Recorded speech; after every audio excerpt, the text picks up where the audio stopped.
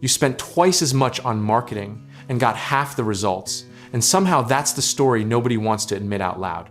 We need to talk about what actually moved the needle, because it wasn't the ad budget.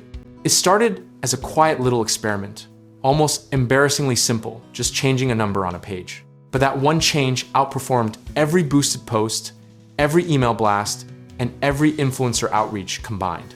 Here's the uncomfortable truth about marketing spend. More input does not guarantee more output.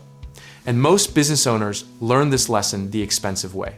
We've been conditioned to believe that visibility equals revenue, but pricing is the silent variable sitting right under our noses. Think of your business like a garden hose. Doubling the water pressure means nothing if there's a hole in the hose itself. That hole, in most cases, is a pricing strategy built on gut feeling rather than data. There was a moment not long ago where just run more ads felt like the obvious answer to every revenue problem. Dashboards were full of impressions and click-through rates, and everyone convinced themselves that reach was the same thing as results. Then the numbers came in flat, or worse, they went slightly up while margins quietly collapsed underneath them. Chasing volume without fixing price is like filling a leaky bucket and calling it growth. Behavioral economists have known for decades that humans don't respond to price the way spreadsheets predict. We respond to perceived value, anchoring, and context. Daniel Kahneman would probably look at most small business pricing pages and wince for about 30 straight seconds. The experiment itself was almost laughably low-tech, 3 price points tested over 30 days with no other variables changed. One version outsold the others by nearly 40% and generated a higher average order value simultaneously. That's the irony that makes seasoned operators chuckle. The customers who converted at the higher price actually complained less, returned less, and referred more. Price signals quality, and cheap signals risk in the customer's mind, whether you intend it or not.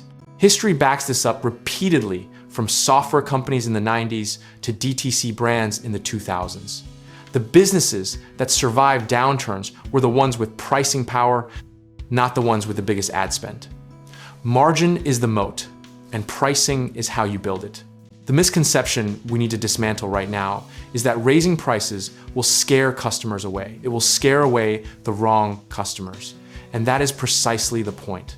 You are not losing a sale. You are filtering for the buyer who will actually sustain your business.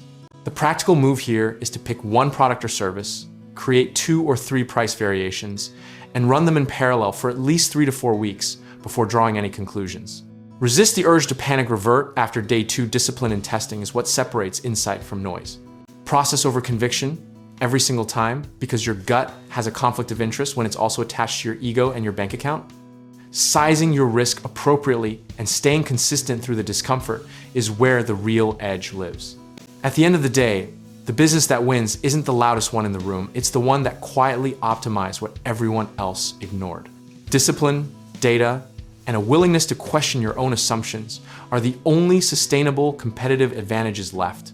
Whether this experiment works perfectly for you or sends you back to the drawing board, either outcome is information, and information is the only thing that actually compounds. If you're ready to apply this kind of thinking to real estate investing, home projects, or finding the right lender, check out our links in the description below.